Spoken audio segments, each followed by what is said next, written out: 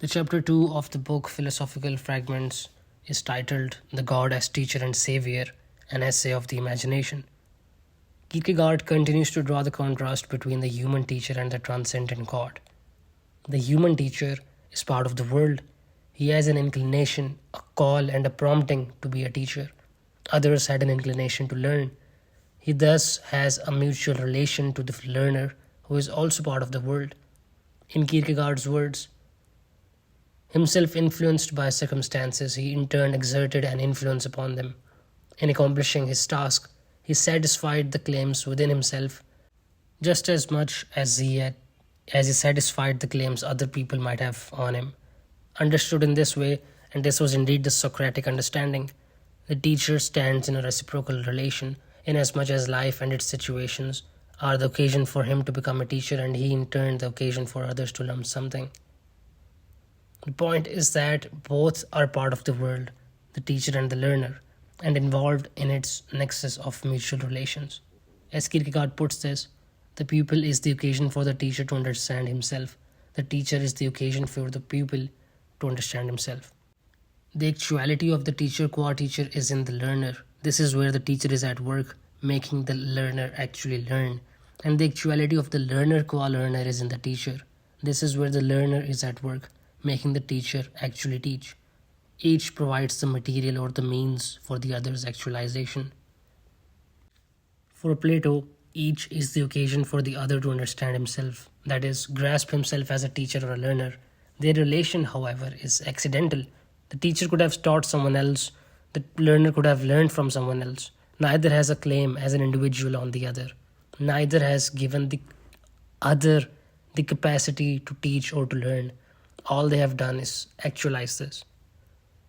The God's relationship to the learner, the God's relation to the learner is, however, different. He needs no pupil in order to understand himself. The other does not actualize his potentiality. It does not give him the material for his activity. The pupil does not have the condition requisite for learning and thus can provide the teacher with no material by which he can actualize himself as a teacher. And the teacher must himself create the material. Given this, how can the learner motivate the teacher to come into contact with him? What can move the God to teach the learner? The God must move himself, but what is his motive? We do not have here the mutuality of the teacher and the pupil being in the world and influencing each other accordingly. Kierkegaard claims that what moves the teacher is love. One way to understand this is through the procreative love that begets. Desire, in a certain sense, is procreative. What I desire, I will to be. If the desire is active, I act to bring about the desired object or condition. The action is not caused by its object, which does not yet exist. It is rather creative of the object. This, in a radical sense, is true of God. God's love precedes the world.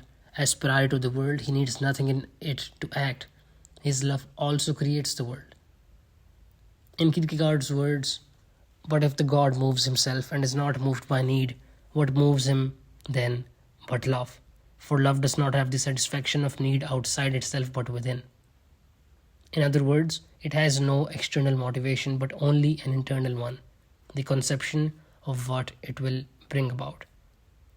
Now, for the God who was eternally before the world and hence outside of time, which is a worldly concept, this internal motivation is eternal. It is outside of the world and hence cannot be undetermined by anything temporal in it. This holds even though it realizes its action at some definite moment in the world it brings about. As Kierkegaard puts this, his resolution, which does not have an equal reciprocal relation to the occasion, must be from eternity, even though, fulfilled in time, it expressly becomes the moment. Kierkegaard now moves to another sense of love, that of mutuality. He writes, moved by love, the God is thus eternally resolved to reveal himself. But as love is the motive, so love must also be the end. For it would be a contradiction for the God to have a motive and an end which does not correspond. His love is a love of the learner, and his aim is to win him. For it is only in love that the unequal can be made equal, and it is only in equality or unity that an understanding can be effected and without a perfect understanding, the teacher is not the God, unless the obstacle comes wholly from the side of the learner and is refusing to realize that which had been made possible for him. Note the two senses of love at work here. The first is a creative love that creates its object. The second is a love that aims at equality. The two are in conflict. I am not equal to what my love brings about. I am superior. I am the conditioned, and the object is the conditioned. On the other hand, I strive for equality. Suppose I love another person, a woman. My love here strives for equality. I want her to love me as I love her. I want to win her love for me and establish an understanding in which we are equal partners. These two attitudes are in conflict. One sees this in the parent's relation to the child. The child is the result of the parent's creative love. As such, however, their relation is not mutual. Some parents attempt to resolve this by being friends with their children, but this often does not work. The child thinks that the parent is abdicating his responsibility as a parent. It does not want a friend, but a parent. What we have in Kierkegaard is an extreme example of this. How can the creator establish a relation of equality with the creature? Without equality, how can there be a relation of love? Kierkegaard says regarding this, yet this love is basically unhappy, for they are very unequal, and what seems so easy, namely that the God must be able to make himself understood, is not so easy, if he is not to destroy that which is different. The unhappiness is the result not of the lovers being unable to have each other, but of their being unable to understand each other. The notion of destruction points to the fact, as Kierkegaard adds, that no human situation can provide a valid analogy. Admitting this limitation, Kierkegaard still suggests an analogy for the divine love, that of a king who loved a maiden of lowly station in life. He speaks of this story in these words. Suppose a king who loved a humble maiden. The heart of the king was not polluted by the wisdom that is loudly enough proclaimed. He knew nothing of the difficulties that the understanding discovers in order to ensnare the heart, which keep the poets so busy and make their magic formulas necessary. It was easy to realize his purpose. Every statesman feared his wrath and dared not breathe a word of displeasure. Every foreign state trembled before his power, and dared not omit sending ambassadors with congratulations for the nuptials. No courtier, grovelling in the dust, dared wound him, lest his own head be crushed. Then let the harp be tuned, let the songs of the poets begin to sound, and let all be festive while love celebrates its triumph. For love is exultant when it unites equals, but it is triumphant when it makes that which was unequal equal in love. Then there awoke in the heart of the king an anxious thought. Who but a king who thinks kingly thoughts would have dreamed of it? He spoke to no one about his anxiety, for if he had, each courtier would have doubtless have said, Your Majesty is about to confer a favor upon the maiden, for which she can never be sufficiently grateful her whole long life. This speech would have moved the king to wrath, so that he would have commanded the execution of the courtier for high treason against the beloved, and thus he would in still another way have found his grief increased. So he wrestled with his troubled thoughts alone. Would she be happy in the life at his side? Would she be able to summon confidence enough never to remember what the king wished, only to forget that he was king and she had been a humble maiden? For if this memory were to awaken in her soul, and like a favored lover sometimes steals her thoughts away from the king, luring her reflections into the seclusion of a secret grief, or if this memory sometimes passed through her soul like the shadow of death over the grave, where would then be the glory of their love? Then she would have been happier had she remained in her obscurity, loved by an equal, content in her humble cottage, but confident in her love, and cheerful early and late. What a rich abundance of grief is here laid bare, like ripened grain bent under the weight of its fruitfulness, merely waiting the time of the harvest, when the thought of the king will thresh out all its seed of sorrow. For even if the maiden would be content to become as nothing, this could not satisfy the king, precisely because he loved her, and because it was harder for him to be her benefactor than to lose her. And suppose she could not even understand him, For while we are thus speaking foolishly of human relationships, we may suppose a difference of mind between them, such as to render an understanding impossible. What a depth of grief slumbers not in this unhappy love! Who dares to rouse it? However, no human being is destined to suffer such grief. Him we may refer to Socrates, or to that which, in a still more beautiful sense, can make the unequal equal. The king is concerned whether she would acquire the bold confidence never to remember what the king only wished to forget, that he was the king and she had been a lowly maiden. If she does remember, then the equality of love is ruined. But this is his goal.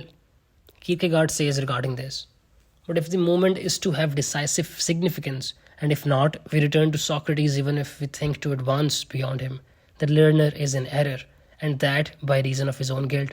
And yet he is the object of the god's love, and the god desires to teach him, and is concerned to bring him to equality with himself. If this equality cannot be established, the god's love becomes unhappy, and his teaching meaningless, since they cannot understand one another. True love involves the mutuality of understanding. The lover wants the beloved to understand her, to sympathize with her, to know where she is coming from. The same holds in the opposite direction. But the question is this possible with God?